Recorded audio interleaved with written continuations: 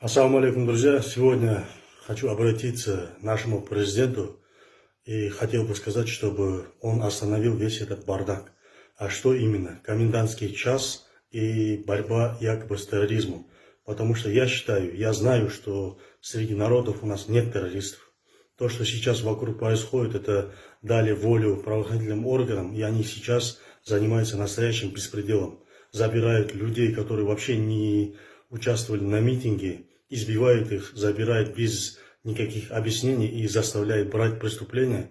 И поверьте мне, те, кто туда попал, они, хочешь не хочешь, возьмут все, что угодно. Поэтому господину президенту остановите это, отмените это, потому что если у нас, даже если есть у нас террористы в стране, то без ведома национальной безопасности, без КНБ, без ДВД, без МВД, они бы никак не смогли бы попасть в нашу страну. И, наверное, они уже служат людей из-за того, что они ходят после 11. Ко мне приходят каждый день тысячи сообщений о том, что кого-то, семью, брата, родственников, дядю забирают без ничего и заставляют брать на себя вину. И как можно вообще стрелять? Как мы все видим и по новостям, по интернету, что выстрелили в семью, маленькую девочку убили. Те, кто это сделали, почему их не судят, почему они остаются без наказания? Это что за закон? Как, если это не терроризм, то что можно назвать терроризмом? И в день митингов многие раненые люди, народ, попали в больницы. И последний звонок от них, получается, был именно оттуда, и после этого они не выходили на связь. И вот родственники приходят в больницу, им говорят, что какие-то люди приехали и забрали их. Куда их забрали? Конечно, простому человеку не дано, чтобы прийти, забрать любого раненого человека. Всем ясно, что это люди с корочкой, показали корочки и забрали. Куда вы их забрали? Почему этим никто не занимается? Получается, найти человека — это в сегодняшнее время проблема, что ли? Везде вокруг камеры.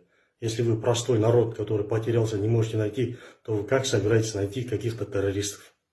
Почему никто этим не занимается?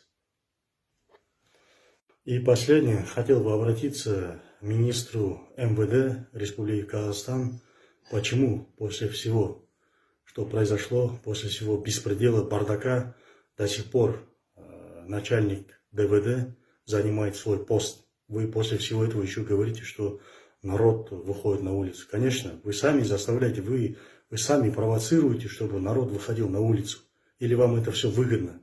Почему после того беспредела, который произошло со мной и с другими, люди пропадают, людей без прав, без ничего забирают, избивают днями, ночами и заставляют брать на себя, на себя всю вину? После этого вы еще говорите, что народ выходит на улицу. Может, это вам выгодно, может, вы специально делаете так, чтобы народ выходил на улицы.